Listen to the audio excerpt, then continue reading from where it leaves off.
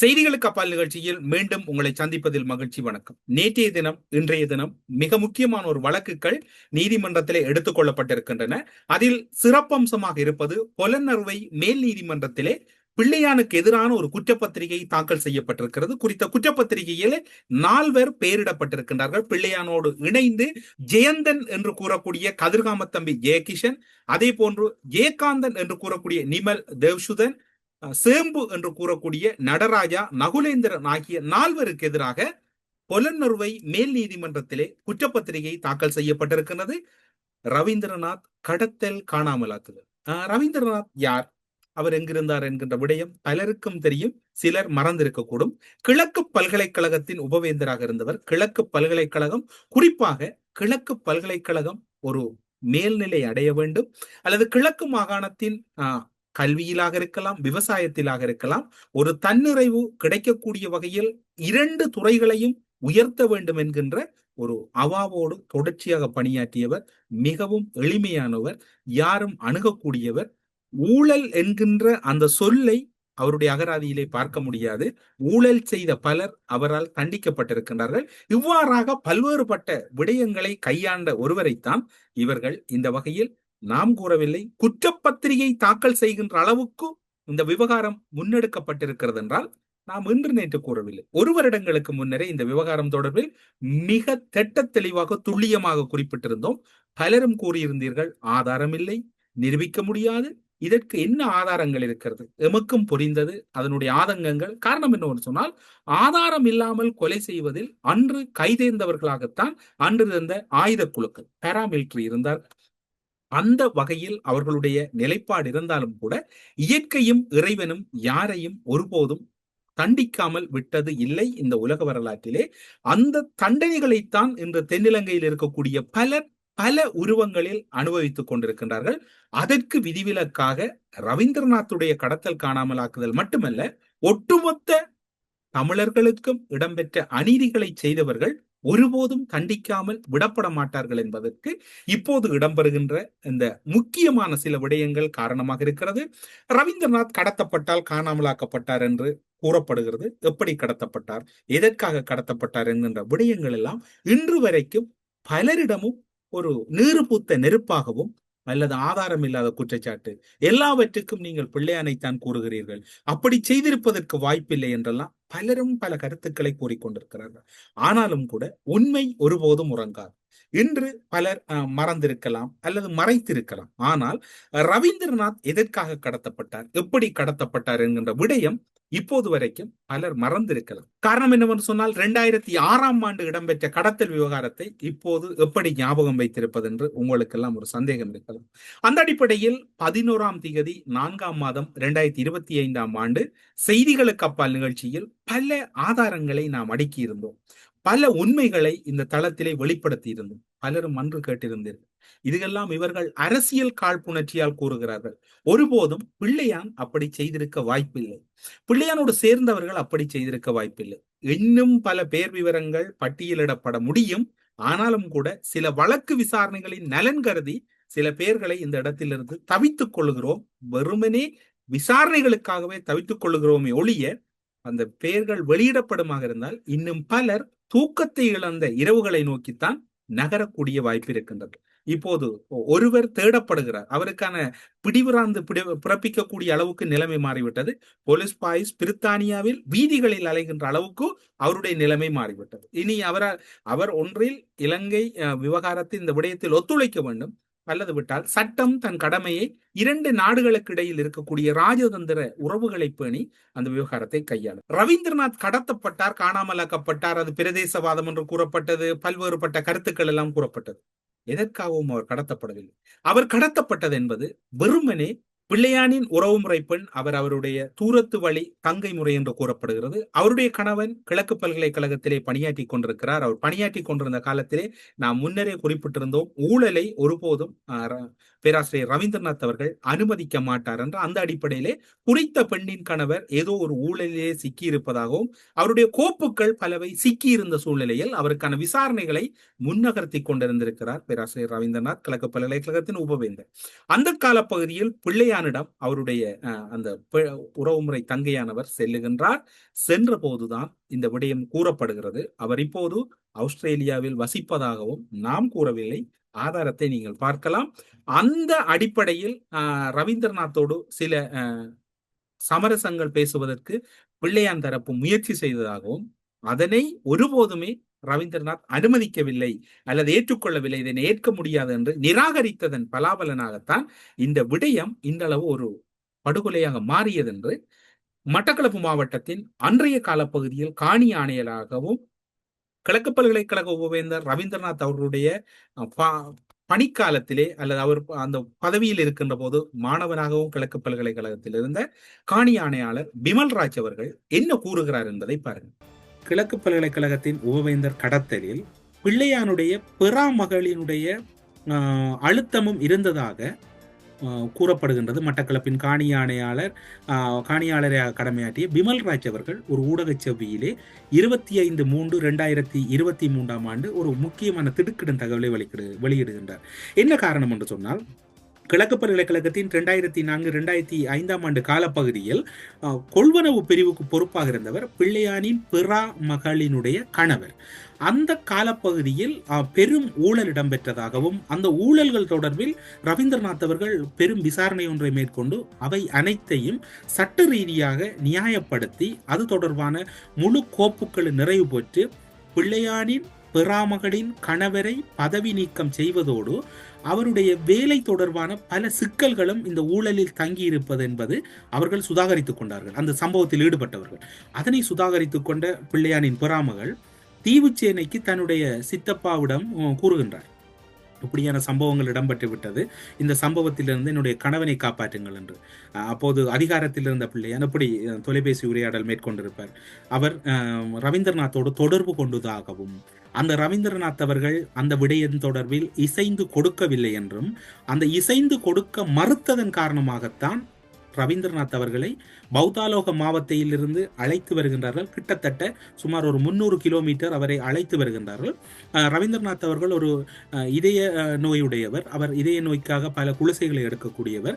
அவர் அந்த இதய நோயோடு தான் இங்கு அழைத்து வரப்படுகின்றார். விசாரணைகளின் போது கடுமையான விசாரணை இடம்பெற்றதாகவும் அந்த விசாரணைகளின் ஒரு கட்டத்தில் தவறுதலாக ஏதோ ஒரு சம்பவம் இடம்பெற்று ரவீந்திரநாத் அங்கு உயிரிழந்திருக்கலாம் என்று பிமல்ராஜ் அவர்கள் கூறுகின்றார்.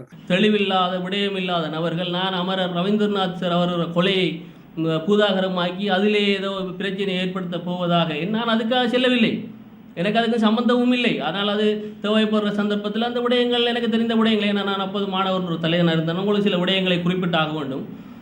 அந்த காலப்பகுதியிலே பாலச்சனையிலே நான் நினைக்கின்றேன் பேச்சியம்மன் அல்ல ரட்னம் ரோட்டிலே வசித்தவர் ஒருவர் பல்கலைக்கழகத்தின் கிழக்கு பல்கலைக்கழகத்தின் 2004-2005 காலப்பகுதியாக இருக்கணும். அதில் கொள்வனவு மற்றும் விநியோகங்களுக்கு பொறுப்பாக இருந்தார்.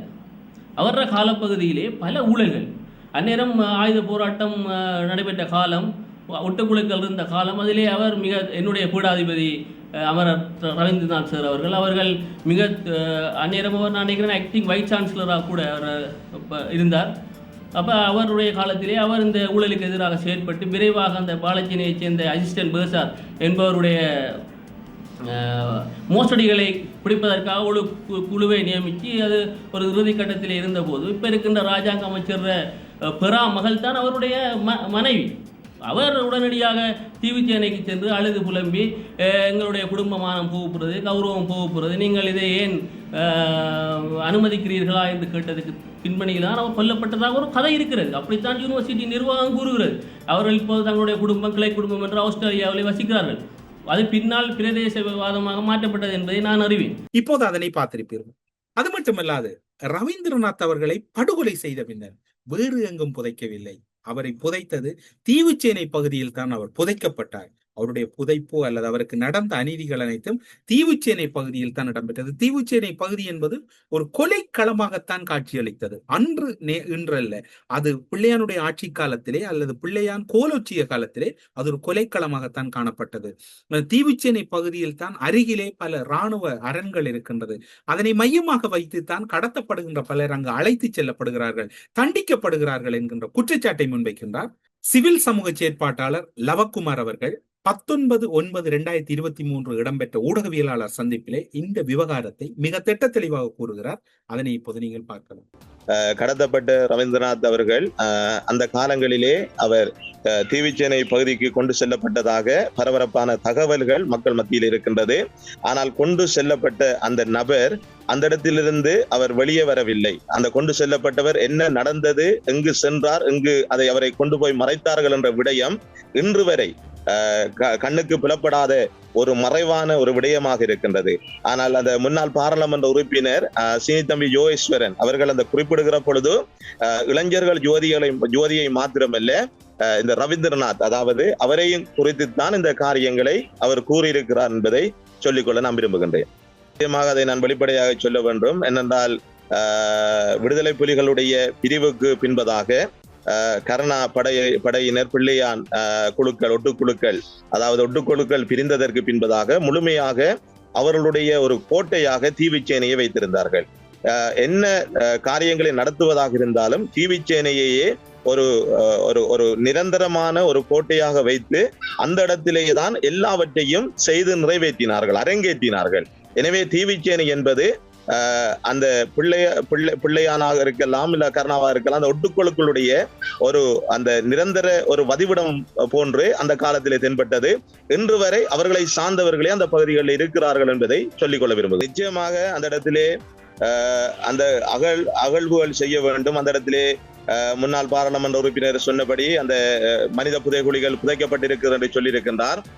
அதையே ஒரு ஆதாரமாக வைத்து அந்த இடத்திலே அந்த அகழ்வு பணிகளை மேற்கொள்கின்ற பொழுது உண்மையான விடயங்கள் வெளிப்படும். இப்போது எல்லாவற்றையும் பார்த்திருப்பீர்கள். இதன் அடிப்படையில் பார்க்கின்ற போது வழக்கு விசாரணைக்கான ஆதாரங்கள் எங்கிருக்கிறது, இதற்கான முகாந்தரங்கள் இருக்கிறதா, இதனை எப்படி நிரூபிப்பது என்பதற்கான பதில்கள் இப்போது ஓரளவு அனைவருக்கும் வழங்கப்பட்டிருக்கிறது.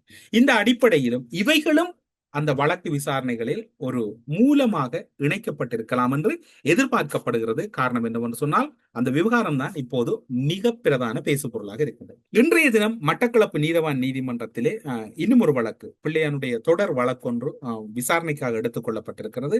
பதில் நீதிபதி மதுஜலா கேதீஸ்வரன் முன்னிலையில் இந்த வழக்கு எடுத்துக் கொள்ளப்பட்டிருக்கின்றது. நிகழ்நிலை சூமுனூடாக பிள்ளையான் அவர்கள் இணைந்து கொண்டிருக்கின்றார்.